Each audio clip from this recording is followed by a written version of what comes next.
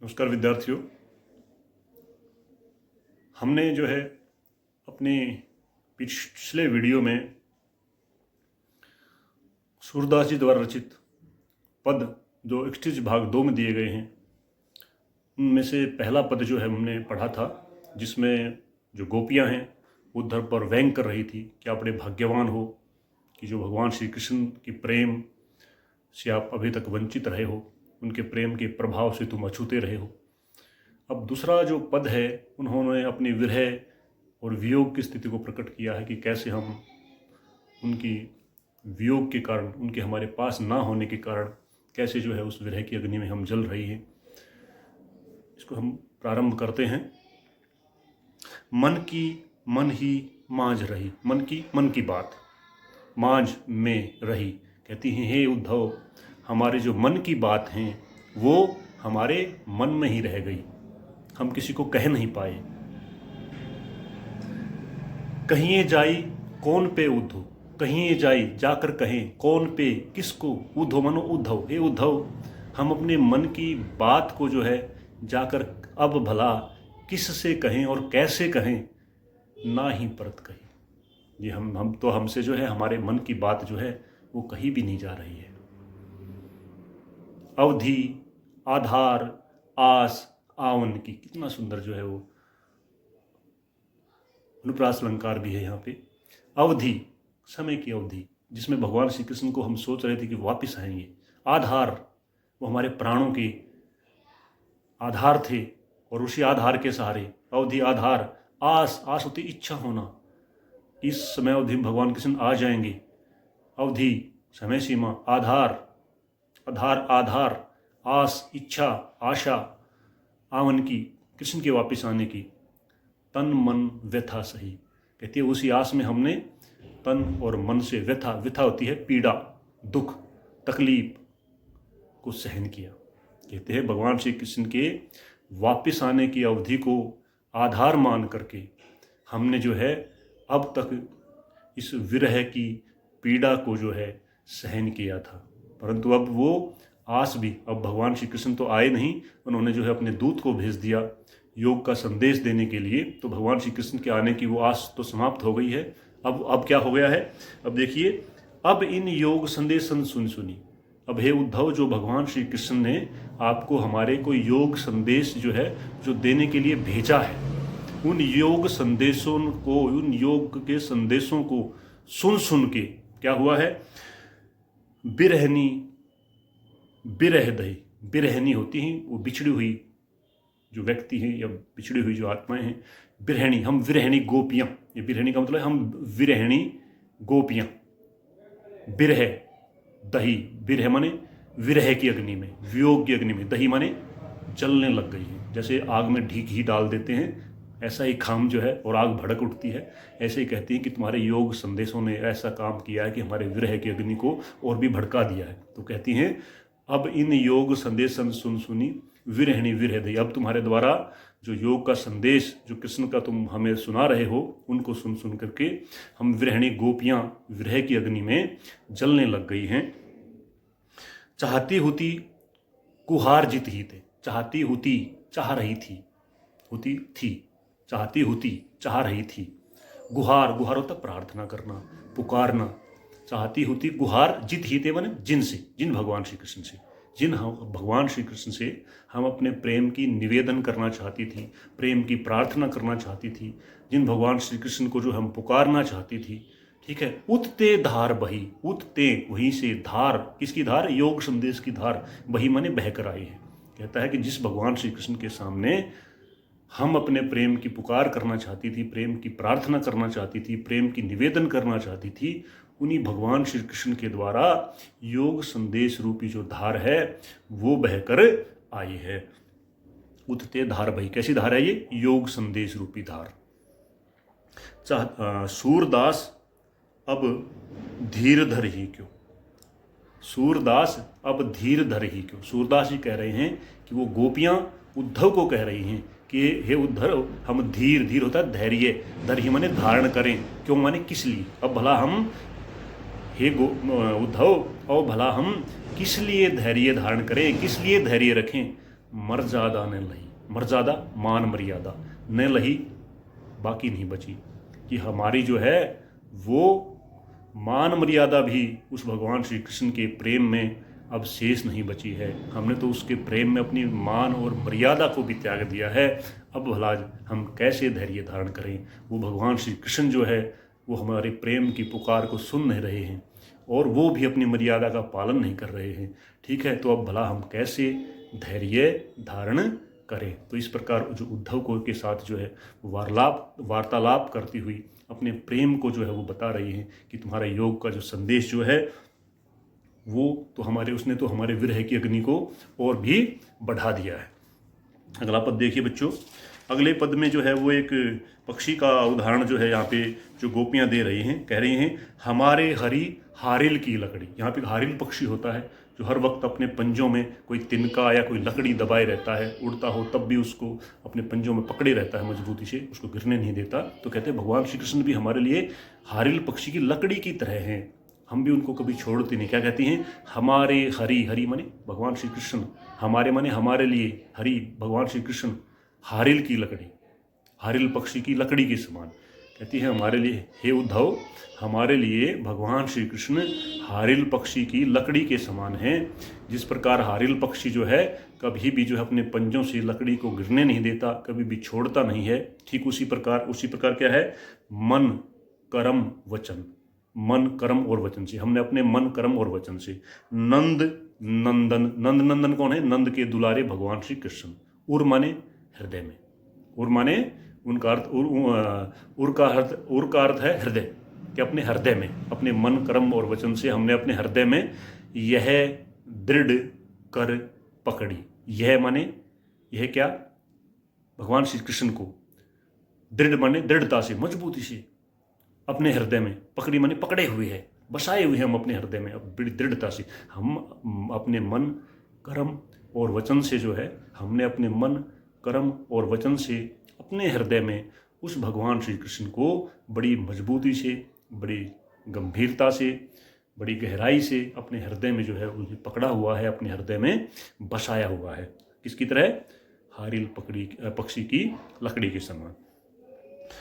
जागत सोवत सौपन दिवस निशी कान कान जकरी। जागत सोवत सौपन दिवस निशी, अभी प्रत्येक शब्द को देखिए। जागत जागते हुए, सोवत सोते हुए, सौपन सपने में, ठीक है, दिवस दिन में, निशी रात्रि में। कहती है कि जागते सोते सपने में, दिन में, रात्रि में, कान कान, कान मतलब कान्हा कान्हा, जकरी माने रटती रहती हैं, उनका नाम को पुकारती रहती हैं। कहती हैं अब तो हमारी दशा जो है ऐसी हो गई है कि हम तो जागते सोते सौपन में, दिन में, रात्रि में कान्हा कान्हा के नाम की रट लगाए रहती हैं।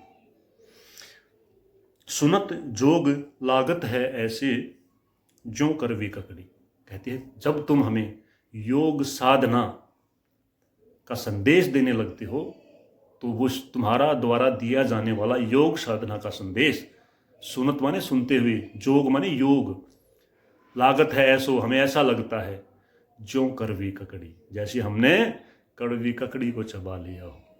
हमें बिल्कुल भी जो है अच्छा नहीं लगता, बहुत बुरा लगता है जब तुम हमें योग का जो संदेश देते हो। कहते हैं कि तुम्हारे द्वारा सुनाया गया योग का संदेश सुनकर हमें ऐसा लगता है मानो हमने कड़वी ककड़ी को चबा लिया हो, अर्थात योग संदेश हमें किसी तरह से जो है वो उचित जो है प्रतीत नहीं होता है हमारे लिए, हमें अच्छा नहीं लगता है।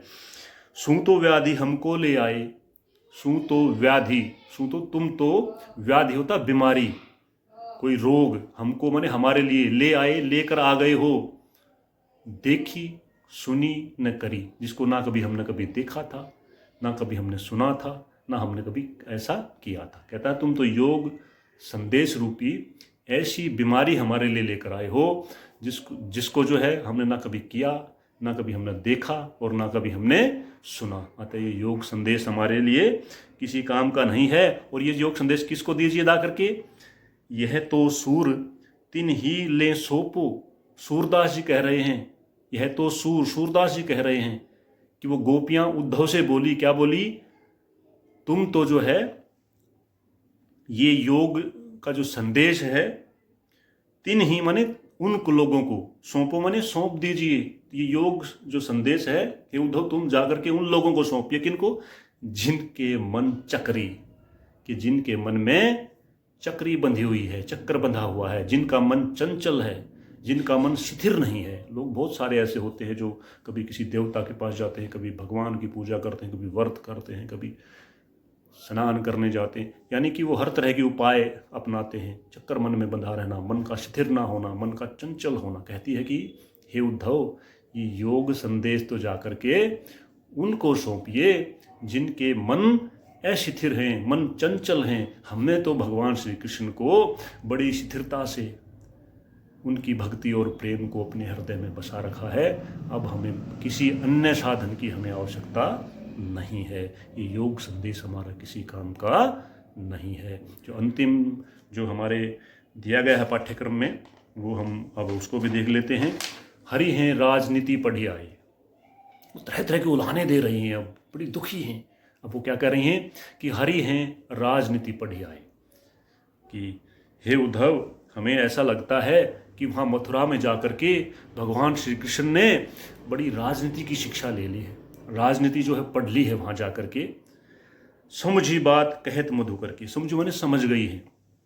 कहत मधुकर, मधुकर भंवरा होता है, परंतु यहाँ उद्धव के लिए कहा गया, उद्धव को बोल रहे हैं मधुकर। ठीक है, तो समझी, हरि, हरि यहाँ भगवान श्री कृष्ण के लिए हरि पहले भी आया था। हमारे हरि, हरि कृष्ण के लिए कहा गया, हरि कृष्ण का ही नाम है हरि। तो कहता है हरि हैं राजनीति पढ़ी आए। हमें ऐसा लगता है भगवान श्री कृष्ण राजनीति की शिक्षा ले ली है, राजनीति पढ़ ली है। और क्या कहते हैं, समझी बात, समझ गई है बात को।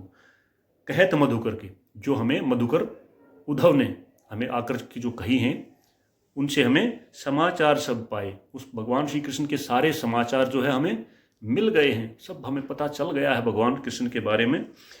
एक अति चतुर हुती पहले, एक अति चतुर हुते पहले ही, कहते हैं एक अति, अति माने बहुत ज्यादा, चतुर बुद्धिमान, हुते थे पहले ही, पहले से ही, कहते तो वो पहले से ही बहुत बुद्धिमान और चतुर थे भगवान श्री कृष्ण। और अब क्या हुआ, अब गुरु ग्रंथ पढ़ाए। अब वहाँ मथुरा में जो है राजगुरुओं ने उनको बहुत सारे ग्रंथ भी पढ़ा दिए हैं। अब तो उनकी बुद्धि बहुत बढ़ गई होगी, ठीक है ना, वही बात कर रहे हैं। आगे देखिए, बढ़ी बुद्धि जानी जो उनकी, जानी जो मतलब लगता है, कहता है कि लगता है, बढ़ी माने बढ़ गई है बुद्धि, जानी जो उनकी, लगता है कि अब उनकी बहुत जो बुद्धि है वो वहाँ जाकर के बढ़ गई है, और ज़्यादा वो सयाने हो गए हैं, बुद्धिमान हो गए हैं, जो हमारे लिए योग संदेश पढ़ाए। इसीलिए जो है योग संदेश पठाए मन भेजा है, इसीलिए लगता है उनकी बुद्धि जो है बहुत ज़्यादा बढ़ गई है, इसीलिए जो उन्होंने हमारे लिए योग संदेश पठाए, योग का संदेश जो है देने के लिए तुम्हें भेजा है।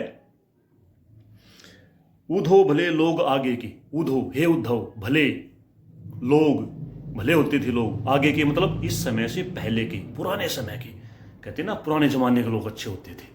वही बात कर रही हैं गोपियां भी कि उधो भले लोग आगे की, हे उद्धव पहले के लोग बड़े जो है ना वो अच्छे होते थे, भले होते थे। कैसे होते थे वो, पर हित डोलत धाय, पर हित दूसरे की भलाई के लिए, डोलत धाय, धाय दौड़ना होता है, डोल इधर उधर डोलना, धाय दौड़ना। तो कहता है कि वो दूसरों की भलाई के लिए दौड़ते फिरते थे। पहले के लोग अच्छे होते थे, हे उद्धव पहले के लोग अच्छे होते थे जो दूसरे की भलाई के लिए दौड़ते फिरते थे, प्रयास करते थे। अब अपने मन फेर पाई हैं चल जो होते चुराए। अब अपने मन, अब वो कह रही हैं कि हम जो है अब अपने मन को, फेर माने दोबारा, फेर का अर्थ है दोबारा, पाई हैं प्राप्त करेंगी, वापिस लेंगे। किससे? भगवान श्री कृष्ण से। कहते हैं कि अब हम अपने मन को, अपने हृदय को उस भगवान श्री कृष्ण से वापस प्राप्त करेंगे, वापस लेंगे। चलत जो होते चुराए, चलत माने चले गए हैं, जो माने जो होते चुराए, जो हमारे मन को जो है चुरा कर चले गए थे भगवान श्री कृष्ण।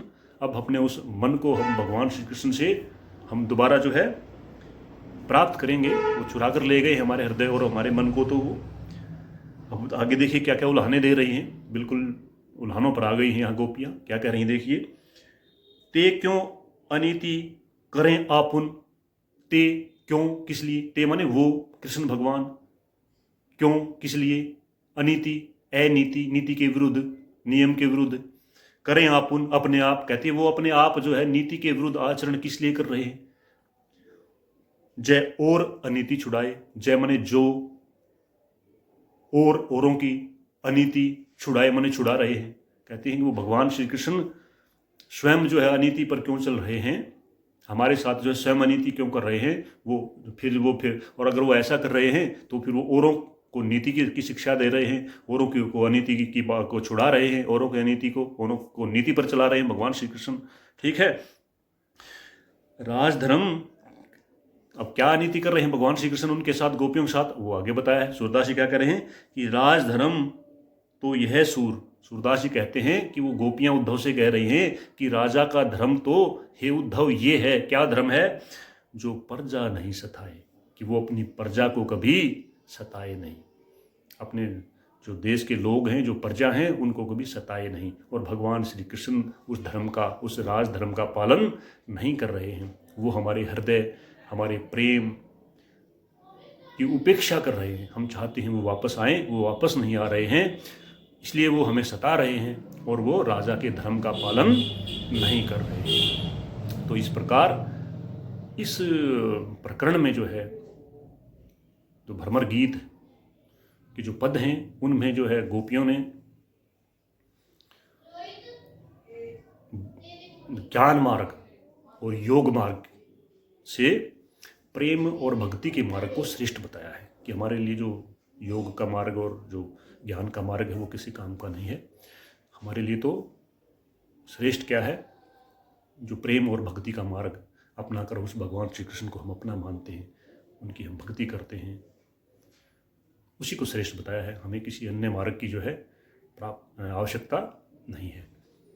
तो आशा है आपको मेरे द्वारा जो की गई व्याख्या है वो अच्छी लगी होगी, और अगर कोई कमी लगी हो तो कृपया जो है वो कमेंट लिख के अवश्य बताएं, और चैनल को जो है सब्सक्राइब करें।